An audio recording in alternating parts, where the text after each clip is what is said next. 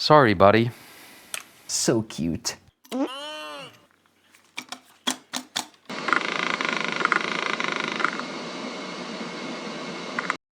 Hey, what's cooking? Yes, I regenerated again. I played a stupid game called Cake or Grenade.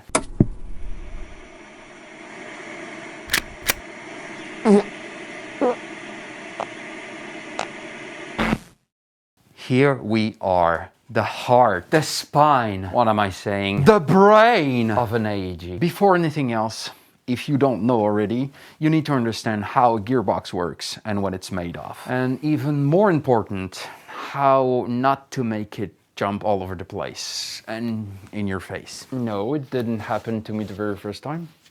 This is the AEG that we're gonna violate today. Thank you to Airsoft for lending me one of their rental guns and trusting me on this. They might stop after watching this, but this video is not sponsored, so sorry, buddy. I chose this one because it's very basic and the gearbox looks like pretty much every standard AEG gearboxes. All right, let's open this little guy. First, you're going to need to separate the upper receiver from the lower. As you can see, there's nothing much in the upper other than the hop-up unit and the inner barrel. Of course, we're going to focus on the lower here because that's where the gearbox is. Here, we can see its head already. Okay, push, madam. Actually, no, don't. Well, it's your house after all. Do whatever you want, I'm not the one cleaning. Here you should be able to tell the position of the piston from the cylinder's hull if it has some, or the rear part of the gearbox. If you don't see the spring, you need to change that. To do so, plug the battery, put the selector in semi-auto and fire just one round. Most of the times you'll have to remove a screw in the buffer tube thanks to a long Phillips head screwdriver. Then you have to remove the motor from the grip. Don't turn the big set screw in the center, it sets the motor height. Do you hate when TikTokers do that with their fingers to tell you not to do something? Yeah, me too.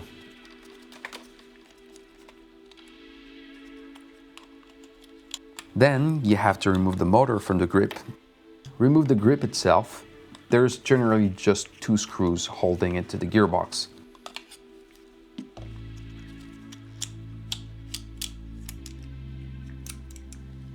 From here, there should be left to go the lower main pin, the trigger pin and the mag release.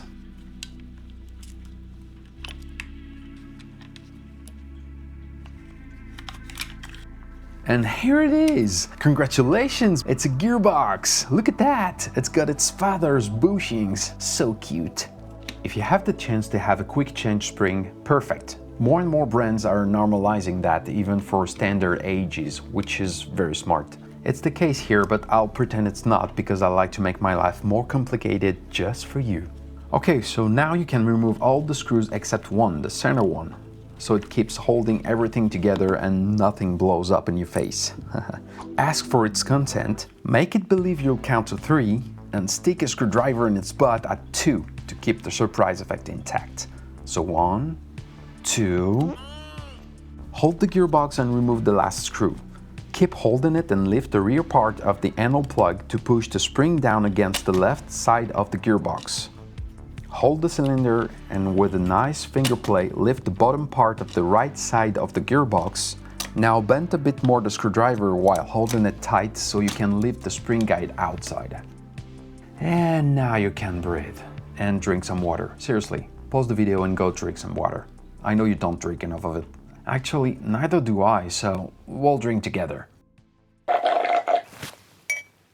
That feels good. While you're relaxed, please take a moment to like, subscribe, and tell me in the comment section if you hydrated yourself.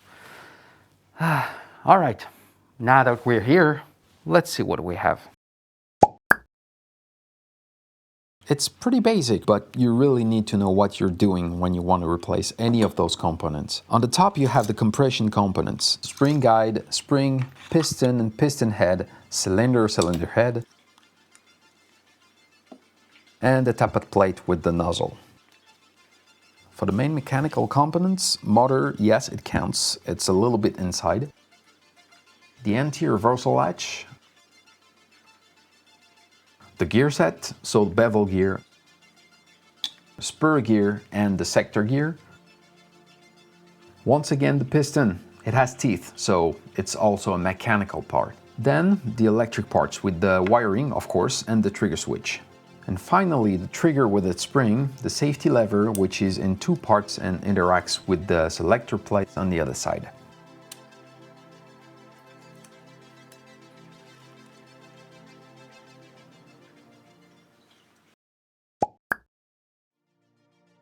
Now let's see what's happening when you press the trigger. The motor starts turning to engage the gear set. From here, the sector gear moves the nozzle to engage the BB while pushing the piston to the rear.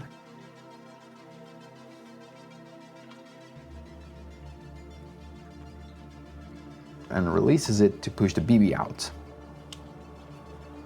Near the end of the cycle, this little knob here will push the micro switch on the board to stop the cycle in semi-auto. Normally it activates the cutoff lever, which is not here anymore because of the electronics, but it also interacts with the selector plate, which will push it all the way in full auto. I'll also take the opportunity here to talk about the semi-auto feature available in some guns' electronic boards called MOSFETs.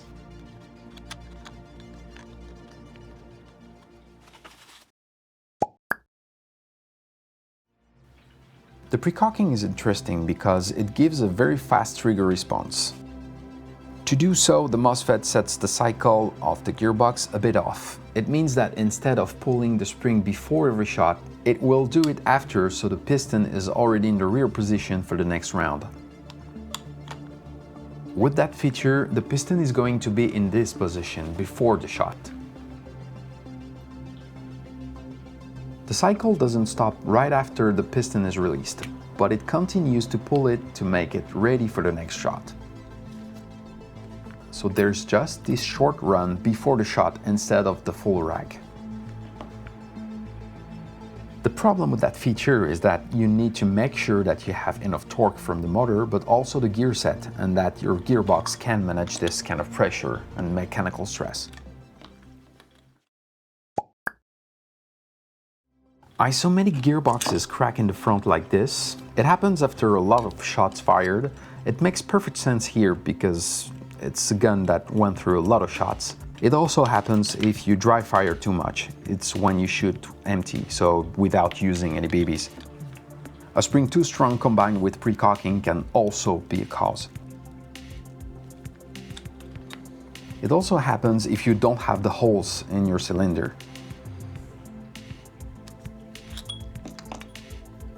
The volume of the cylinder needs to be a bit smaller than the barrels. A cylinder without holes is used for long inner barrels only. If your barrel's too short, the BB will already be out when the piston hits the cylinder head, and you don't want that. It's exactly like if you were dry firing.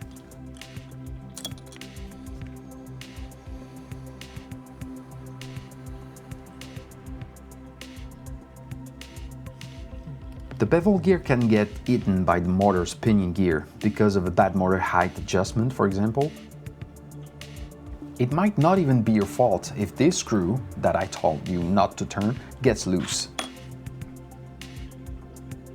If you get easily excited in full auto, the piston teeth can wear out very quickly and break on stock guns because they're generally plastic. This one is metal because the original obviously broke many moons ago. Of course, those are just examples, but it's generally what breaks the most. It really depends on the brand and the way you use your gun, but now you can avoid some misuses and bad habits, I hope.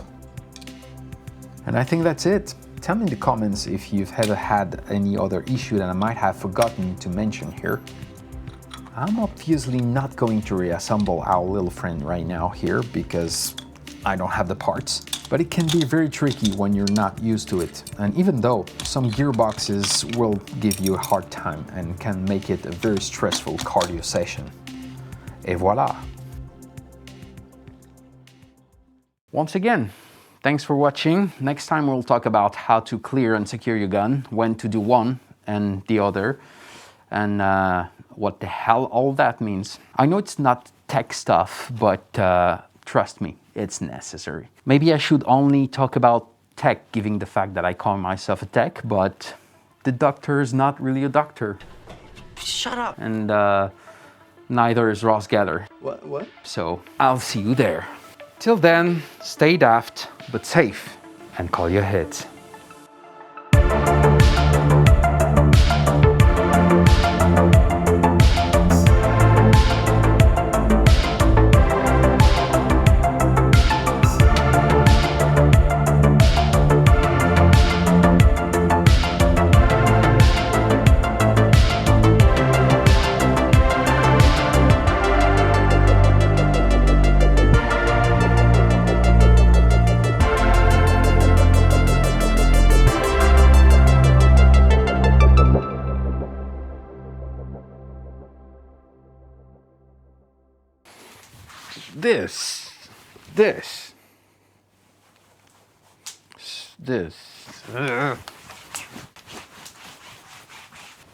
This.